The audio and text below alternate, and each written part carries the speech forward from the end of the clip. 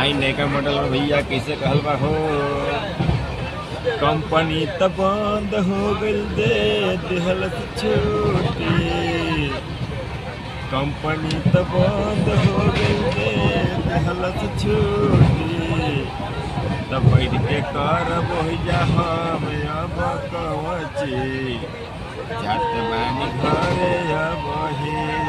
और का कंपनी तो छुट्टी दे दिलस ठेकेदारवो देहलस छुट्टी। कंपनी तो छुट्टी देहलस ठेकेदारवो देहलस छुट्टी। तब बैठ के करब हम वही जा कवची जात बानी घरे घूमे अब हे। जब कंपनी चालू हुई तो फोन आई ठेकेदार के। जब कंपनी चालू हुई तो फोन आई ठेकेदार के।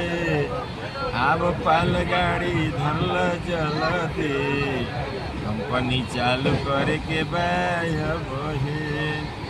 अब पाल गाड़ी धरल जलती चालू करे के अब हे।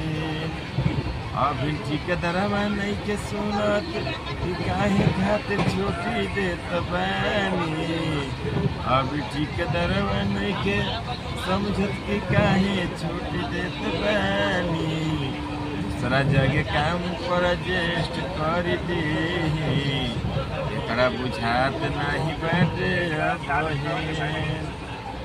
जब चालू हुई तो फोन करी बार बार बाल घर से आव जल्दी। कंपनी चालू करे के बाटे अब जल्दी घर से आव तू जल्दी। ओके भैया, अच्छा लगल तो लाइक कमेंट शेयर करी, एकरा पे सपोर्ट करी।